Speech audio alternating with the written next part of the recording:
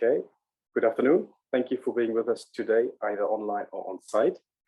I'm happy to see all of you here again for this Steer as Get to Know Your Neighbor seminar. I'm delighted to welcome Professor Josie Hughes today.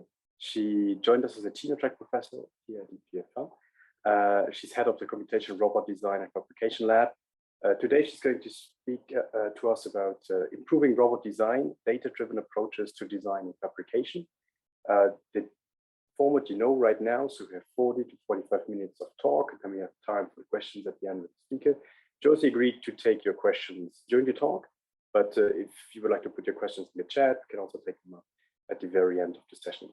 For that, in the presentation, I would like to thank Josie for her availability and the entire team again for making this event happen.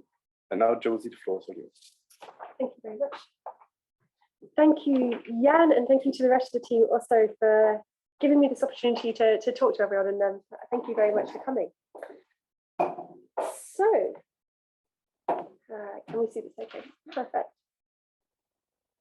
So thank you again, Jan, for the introduction. So I've now been at EPFL for a year, which is somewhat hard to believe. It seems like it's gone by in a flash. Previously, I did my PhD in manipulation at the University of Cambridge, and then I was at MIT for a while as a postdoc before setting up the Create Lab a year ago. So I'm hoping today to give you a little bit of a flavour of both what we've been doing in the last year and also some of the topics we would like to move on to going forward. So first of all, the main research goal we're trying to really look into is how can we achieve more complex robotic systems? And by this, we mean robots that can deal with more complex scenarios and environments, such as those we deal with humans on a daily basis.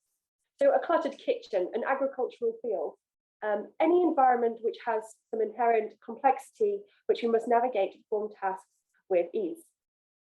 And a key challenge to developing these complex robot systems is how actually do we design these? How do we design, how do we fabricate these increasingly complex robots?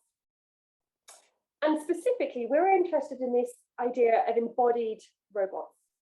And this is where we mean that the intelligence is not just a function of the brain, but also a function of mechanical structure, the materials, and their interaction with the environment. So by this means, we mean by this that the behavior and even their ability to sense is therefore a property of their physical design.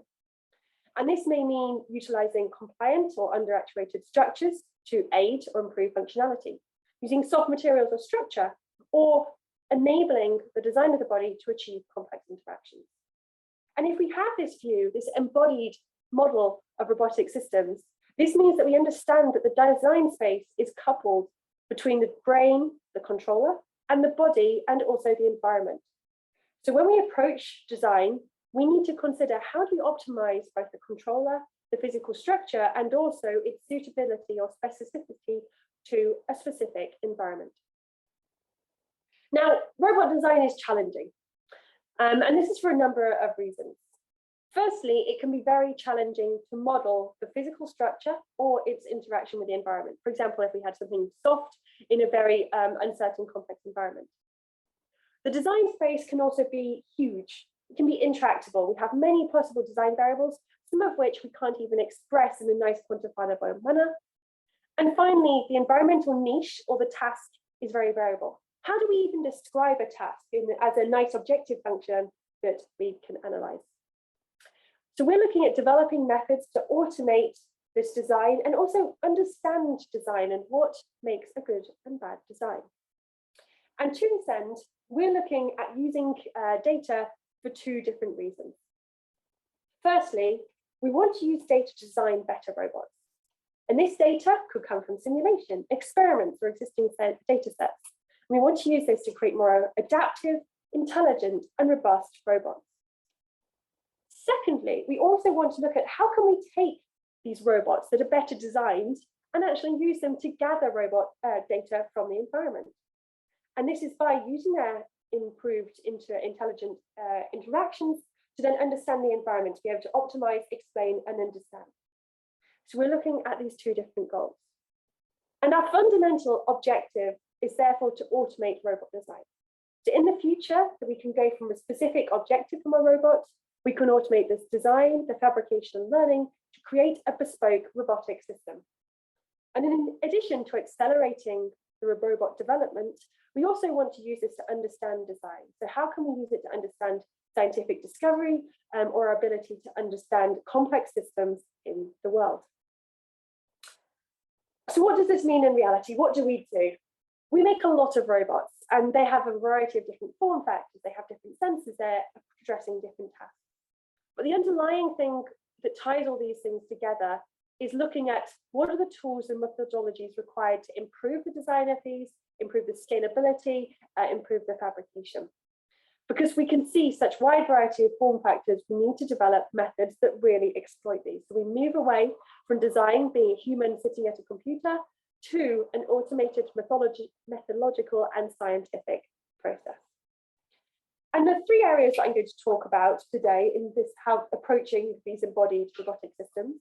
I'm going to talk about, firstly, novel fabrication and experimental tools, specifically the domain of manipulation. Secondly, forming and simulation for design, looking at the domain of soft body fluid interactions. And finally, this idea of using robots to gather data. So this idea of a robot scientist that can learn to design or learn to complete or gather its own data. And the unifying theme between all of these is how we can use robots to, well, how we can leverage and generate data to aid design. So first, we're going to look at novel fabrication and experimental tools in the domain of manipulation. So if we look at the human hands, they are incredible. They're incredibly complex in what we can achieve. And the design of them is also incredibly complex. We have rigid bones, we have a soft sensorized skin, we have tendons, we have ligaments. And this physical complexity aids some of our ability to perform tasks. We can form a fist and perform very hard hitting motions, or we can use very delicate motions just with a single fingertip to perform feather-light kind of tactile understanding of a surface, for example. So we know the physical design of good manipulators has something to do with the structure. So my interest in manipulation really started with how can we understand the design of the human hand? And we started by developing fabrication techniques. We could print a passive structure, which has the underlying skeleton. So here we can fabricate the rigid bones and also the stuffed ligaments in a single print. And we can tune here the passive properties of the hand. So we can tune the dynamics of these black ligaments. And this allows us to vary or control the anisotropic stiffness of the joints of the hand. And by tuning the stiffness, we can control the passive structure such that if we just actuate the base, so if we just perform wrist actuations, we can create sequences of movement that exploit the passive behavior and allow us to perform complex interactions. So for example, here, we were looking at tuning both material properties and also the wrist design to achieve different piano playing behaviors. So on the top A, we were looking at how a single note playing, so the playing speed, articulation, and volume changes with both by changing the stiffness of the hand. And on the bottom, we're looking at playing abduction or adduction movements. So again, how do we vary and optimize the stiffness of these joints to improve our range of motion? And this means we can take what would otherwise be a very complex manipulation task, so for example, playing chords, playing jumps on a piano, and we can just vary the material properties and the passive properties of the hand to enable us to achieve this. And to explain these behaviors, we came up with this idea of this conditional model where physical limitations or constraints constrain the physical properties, and by planning these physical interactions, we can utilize the passive properties of the hand. But passive properties can only take us so far. We need to then look at how can we augment this passive structure, which has some physical intelligence, to give us more active properties. So one thing we looked at was how do we learn this wrist control of a hand, for example. So we take our passive hand, which can now be, we can control with the stiffness, and we again look at how do we learn the wrist control to do various pick and place objects. And we started with how could we go from a template object? We have a human teaching the trajectory by moving the robot through that given trajectory. How do we parameterize and learn a template trajectory from this such that it can pick up a wide variety of objects? So here we look at, on the left, having human taught trajectories, and on the right, we show we can take these human thought trajectories, we can identify key features of these, parameterize them in some way by the object space, so object geometry, and then we can play these trajectories and allow us to have a wide variety of objects. So we can take this idea of this passive hand and we can automate the generation of this trajectory. But we now need to look at how can we add in actuation? How can we go from our skeleton, our wrist motion, and then add in actuation and control of the individual fingers? So we now looked at taking our underlying passive properties. So here we have our bones, we have in orange the tendons, and we have in our yellow tendons. And we looked at then adding this outer skin and also adding servos to control these fingers. So now we have a fabrication pipeline where the bones and the tendons set the passive properties. The skin gives us some compliance and some robustness to interaction, but we can also actuate this hand. And on the right, you can see that we can get very human-like motion and deformation with these fingers and this fabrication technique. But how do we design this structure? How do we go beyond just imitating the human hand? And how do we develop controllers for these complex, hybrid, rigid, soft structures? So here we've been working on developing a finite element method differentiable simulator and designer, where we can both manually edit the structure and then look at, using the simulator, the resultant behavior. This allows us then to play around with what happens if we have a longer finger, what happens if we change the portion of the soft material to the rigid bones to perform some design optimization. We can also then use the simulator to then perform trajectory optimization. So on the middle here, in the middle here, you see the optimized trajectory generated for a finger with 6 tendons to move, for example, in a horizontal line or a vertical line. So this allows us to perform very complex optimization of a controller, because this is a rigid soft system and we have 6 tendons, and automatically generates the controls for a given finger. And we can use the simulator, to then perform some in-hand planning of various challenging manipulation tasks. But a problem with this fabrication method is it's very slow. It's very time consuming to fabricate these individual fingers, and it's not very easy to explore the design space. And it also requires lots of actuators, because we need 6 tendons, so essentially 6 actuators per finger, and this is not a scalable approach. So we're looking at what alternative fabrication approaches can we use to rapidly generate hands where we still have the ability to choose or explore design space. So we developed this approach using flexures, where we can print these flexure-based joints you see on the right in various geometries, and we can vary the geometry to change the stiffness and the design space of the robot fingers. And not only can we print these variable stiffness and range of motion joints, we can also fabricate print flexure-based sensors, which can be in the fingertips, and we can again tune the sensitivity of these sensors by tuning the compliance of these flexure fingertips. So this allows us then to develop these hands very rapidly, and we can also develop data-driven models that describe the deformation of these flexure joints. And then we also need to solve this problem with actuation. We have the ability now to tune the individual joint parameters and properties, but how do we move away from this approach? We have to have 3 or 6 tendons per finger, which really limits the scalability. So we developed this idea of combinatorial actuation. So rather than each finger having its unique tendon, we share tendons across the whole hand. So this is this effect of this back tendon. So this is our combinatorial tendon, which then, having these 2 ones on the back, we can change the workspace of the finger. So we can still perform, as you can see here, use the single tendon on the front to perform a wide range of actions, but we have these 2 tendons on the back, which can be shared across fingers, which actually allows us to achieve improved scalability. So we combine a single tendon per finger with shared tendons across the back of the fingers to try and maximize still the accessible workspace whilst reducing the complexity and the number of actuators required.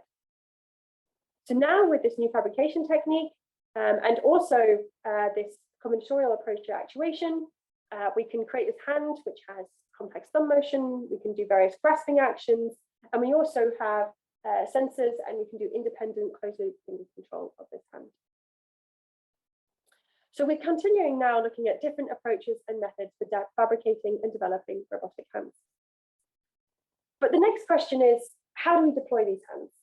How do we define the task? How does the robot learn to perform grasping and manipulation tasks in an intelligent manner?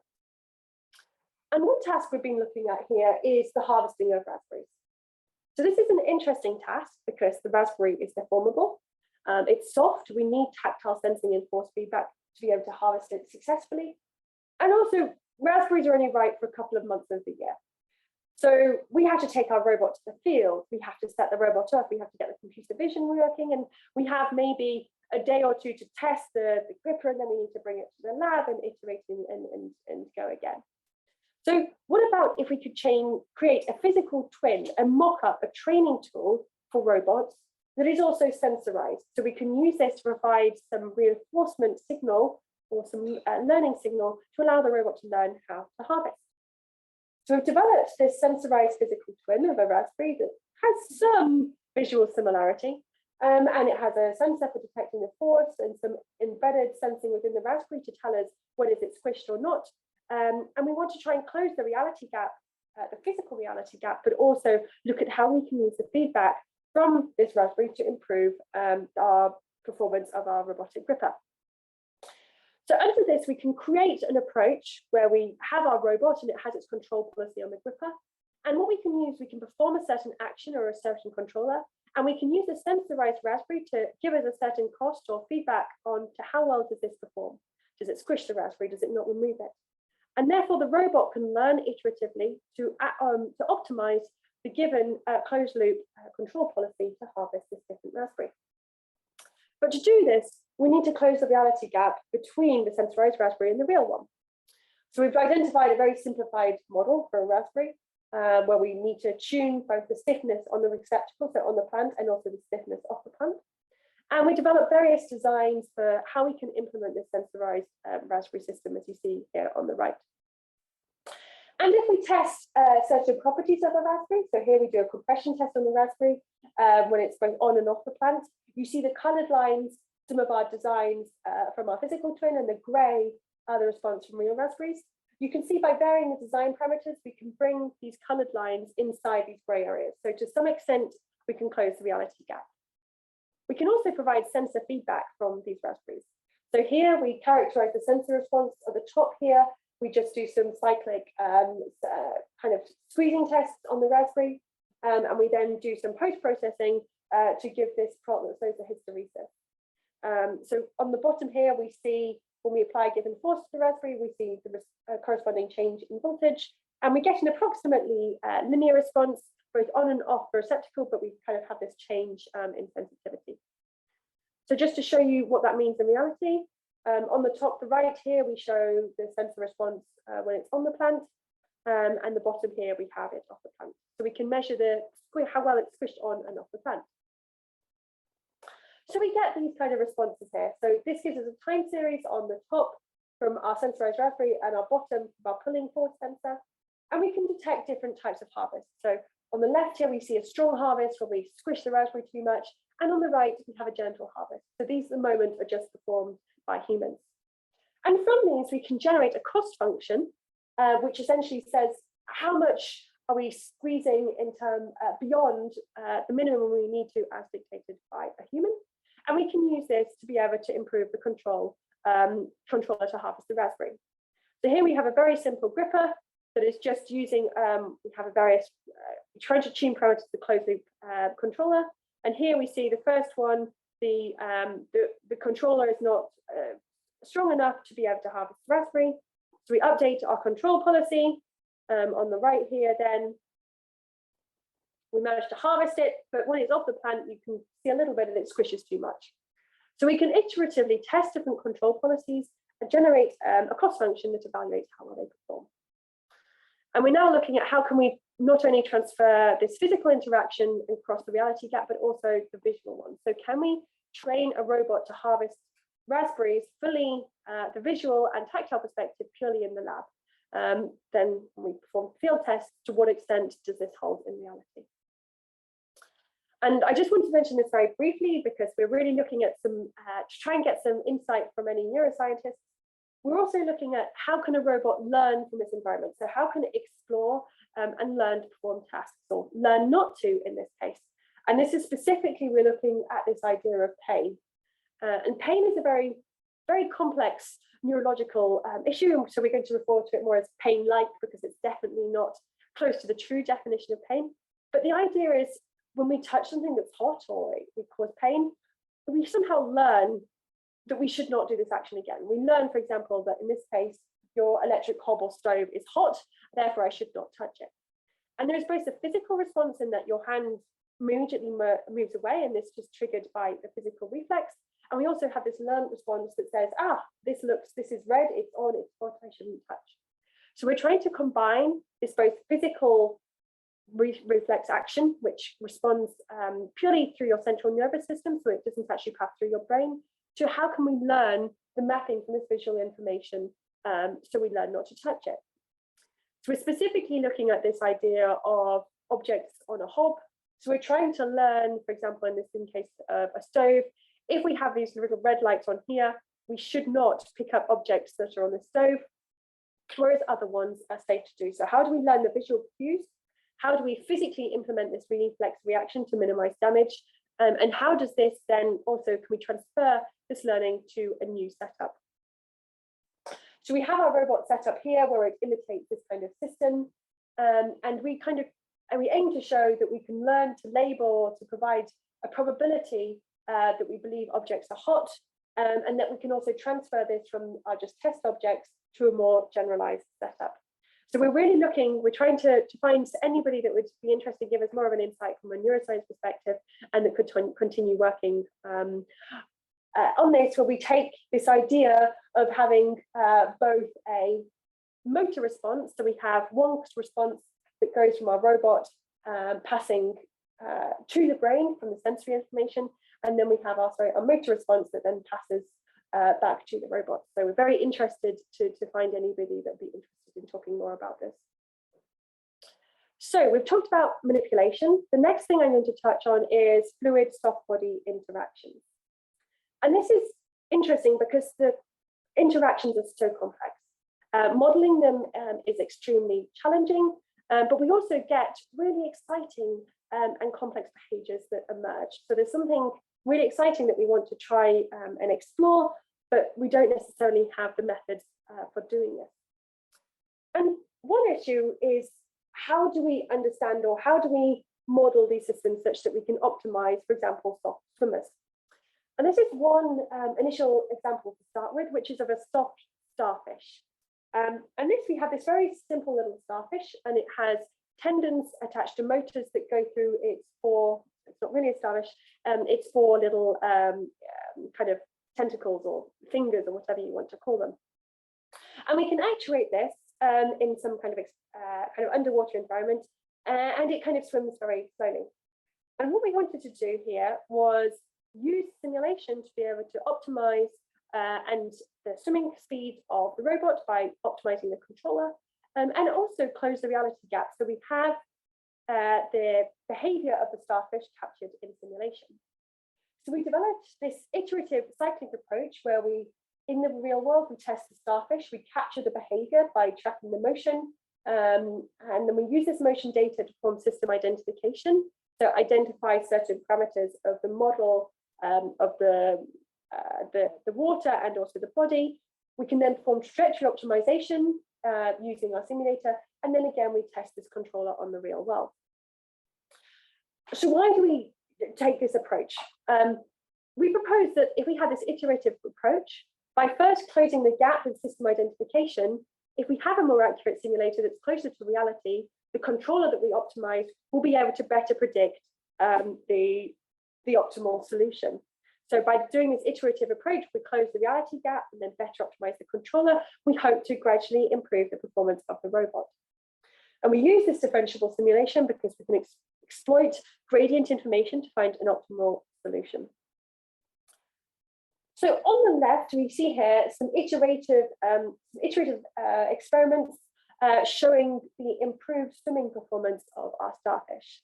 And we start with a handcrafted baseline from a human, and we go through to 4 iterations using our iterative pipeline.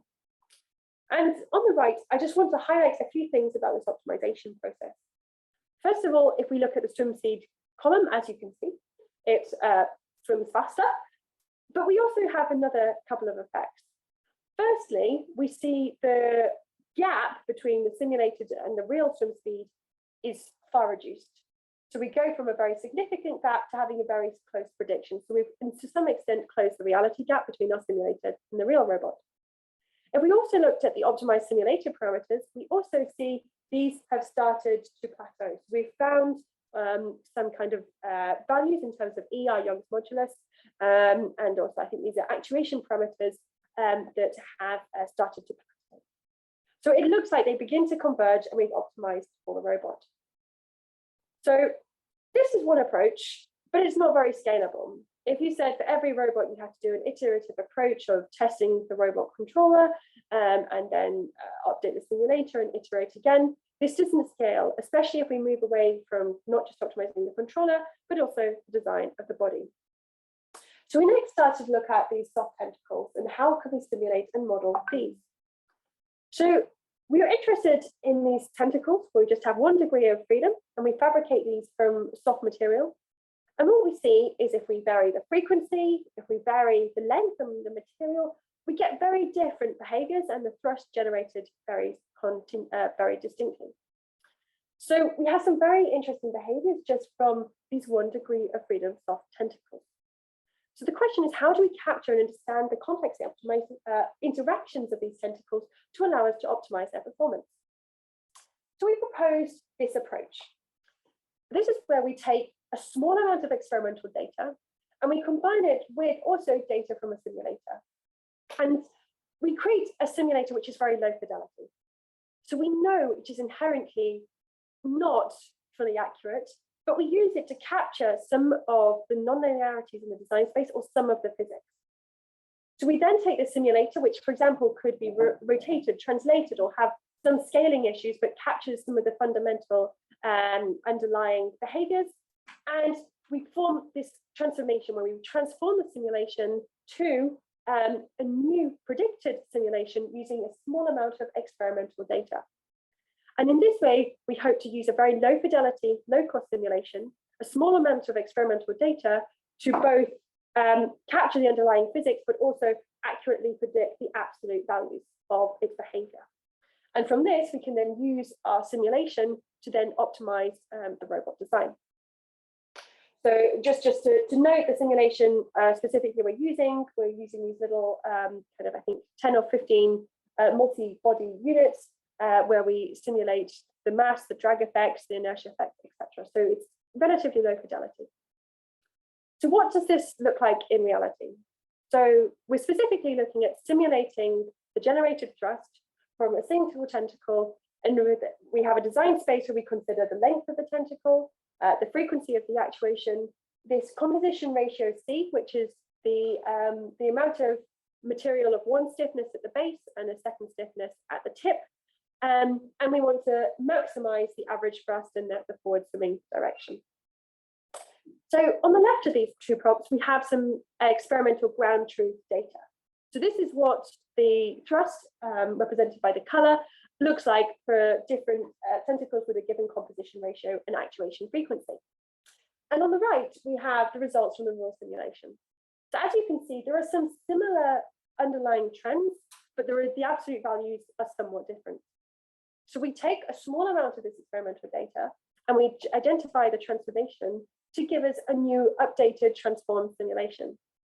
So as you can see, this much better matches our experimental ground truth and we reduce the error significantly. So we can now use this transformed simulation to be able to design, for example, the tentacles of these robots. So we can choose tentacles with a given composition, an actuation frequency that allow us to swim the furthest, for example. And we can also optimize for other things, for example, behavioral diversity or energy efficiency, for example. Now, we still need some understanding of the thrust motions from this. So we have an experimental rig in this case where we measure the thrust going forwards. it would be very nice if we could, for example, just go from computer vision to estimating the generated thrust of the tentacle.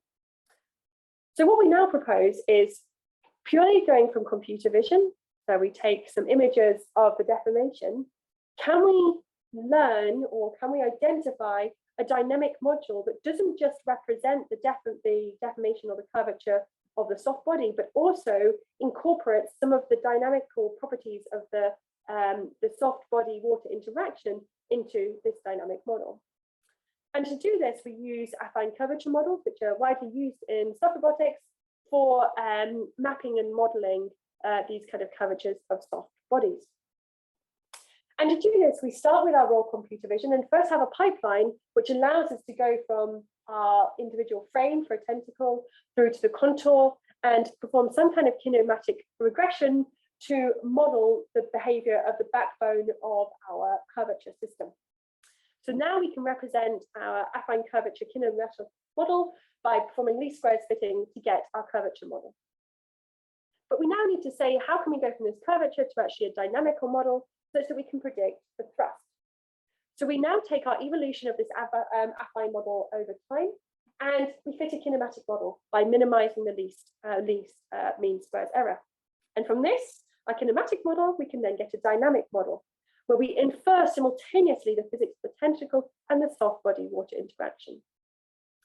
So on the right, to validate how well this works, we have taken a video of a single tentacle with one controller, and we now test it against another controller.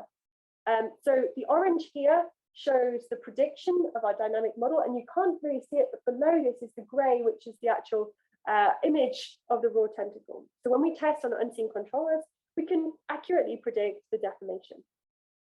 But the key thing is, does this map to thrust? Can we also not only just predict the resultant shape, but the generated thrust?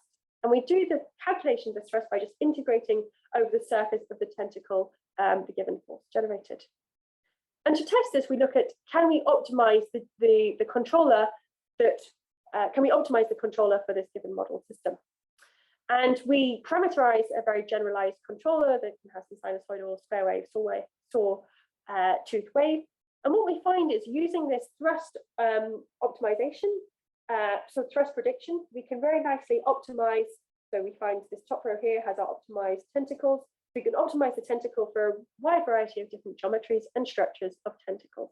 So we improve our optimized controller shows a significant improvement on a lower frequency and higher frequency based controller. And also, I haven't got the results here, but we also show that the absolute values of the thrust can be predicted quite well. So this is really quite exciting for being able to model soft body robots, because we can do it purely by capturing video. So we're also working on other soft water robots. We're looking at these feather stars, which are really interesting crinoids that have these detachable feathers, and also sea turtles, because they have these really interesting flipper motions. So how do we optimize both the design and also the controllers of these to achieve their swimming motion? So we've talked about soft body robots specifically. Now we're going to change tact a little bit to this idea of robot scientists. And this is all about really robots that gather their own data to somehow understand or improve design. And this all started looking at a problem that was first identified by Maxwell. And he noticed, if you have paper in different shapes and you drop it, you get these very different falling patterns. So here on the left, we get this tumbling pattern where you get this very cyclic periodic motion. We can have this chaotic motion, or we can even have this roughly steady falling downwards. So here, purely the morphology or the design has a big effect on these different behaviors. But to date, there's been very little understanding of how do we map the design to the given behavior, or for example, the falling time. So what we were interested in is, could we create a robot that could do this on a large scale, could gather a large amount of data, responding to how do these different mechanical paper shapes, mechanically cut paper shapes fall, and then can we use this to understand the behavior of this design problem? So we developed a robot that can rapidly fabricate these paper shapes. It can then pick them up It can then drop them, and we can use computer vision to analyze the trajectory of these falling shapes. We can then classify or characterize the behavior of these in their 3D geometry using unsupervised clustering methods. And we can extract, we can then plot these different behaviors and as non-dimensional groups, as you see on the right, which is the standard way of evaluating these. And if we plot these in these non-dimensional groups, we see that these different designs of paper fall in different ways. We have this line above here, we get this tumbling behavior, we have the chaotic behavior here, and we have some other kind of tumbling specific motions here. So firstly, what we can do is we can explore a far vaster area of the design space than has previously been possible for such. We can validate both the efficacy of this experiment and also our ability to gather more data. But secondly, we want to somehow generate physical equations that describe these different behaviors, so that we can say, if I have this type of paper and these conditions, it's likely to fall in a given way. So we created a way of doing this using unsupervised clustering. So we developed what we call these candidate equations, so likely equations which could categorize or separate these different behavioral spaces. And so we then looked at, if we separate the design space with these two candidate equations, if we vary through all possible combinations of these candidate equations, which best separate or cluster these different behaviors. So for example, here we see the top ranking behavior, whereas we see here a bottom one. So this then gives us these candidate equations here, F1 and F2, but best describe the clustering and allow us then to predict what kind of behavior we're likely to get with a given type of geometry. We're now expanding that not only to look at falling paper, but to paper planes.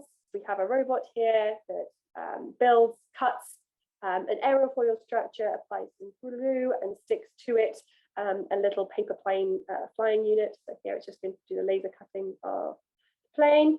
It then places it in the launcher and it launches a paper plane. We can then use computer vision to analyze, for example, do we have a nosedive? Do we have these mid glides? Do we have these beautiful recovery glide shapes?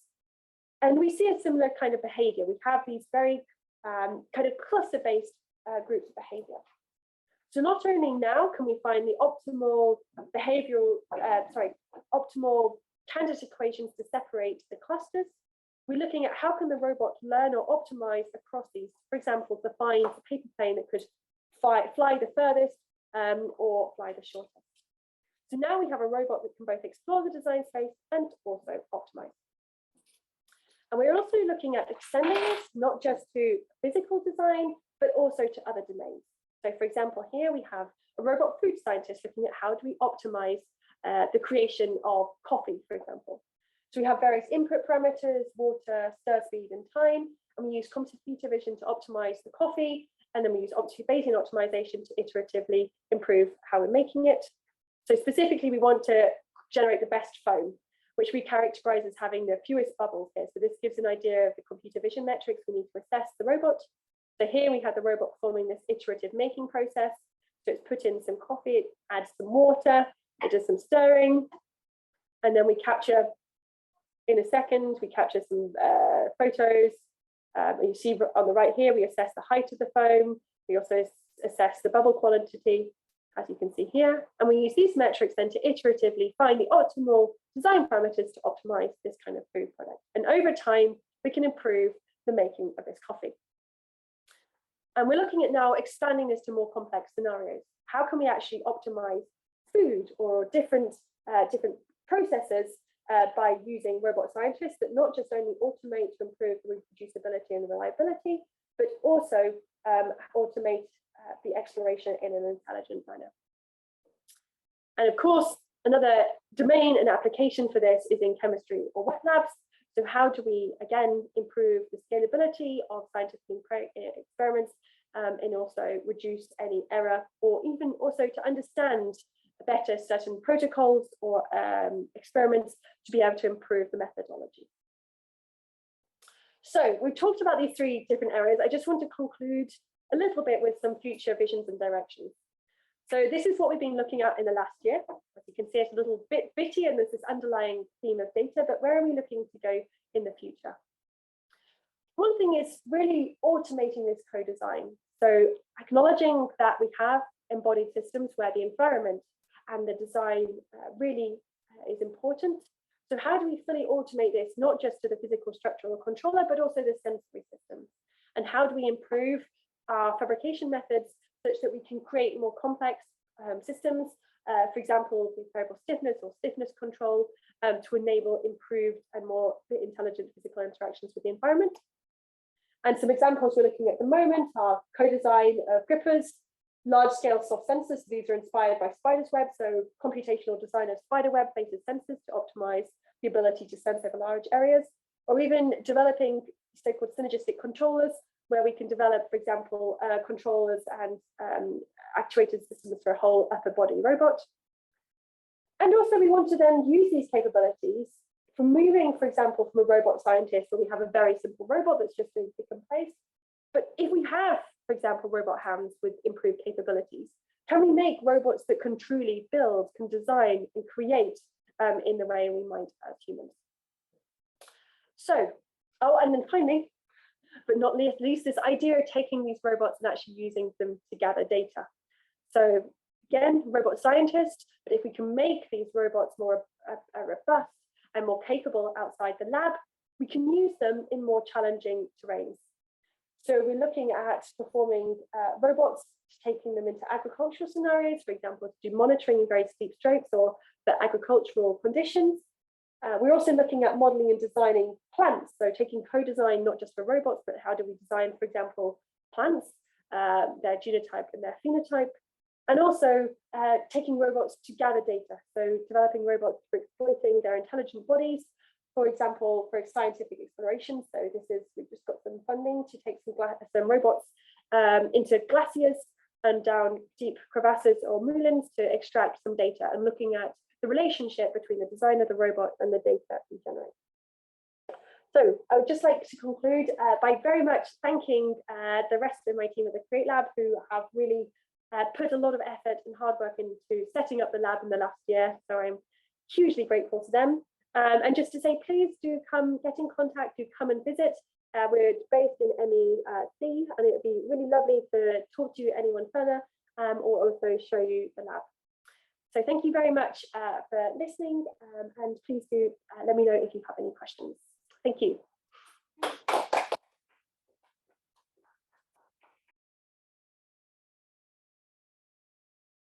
Thanks a lot. Thank you.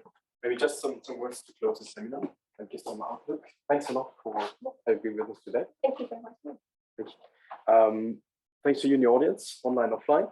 Just some brief highlights. Our next events. So we have EPFL CS Recon AIP seminar featuring Professor Lenkert Stebova coming up on the 11th May.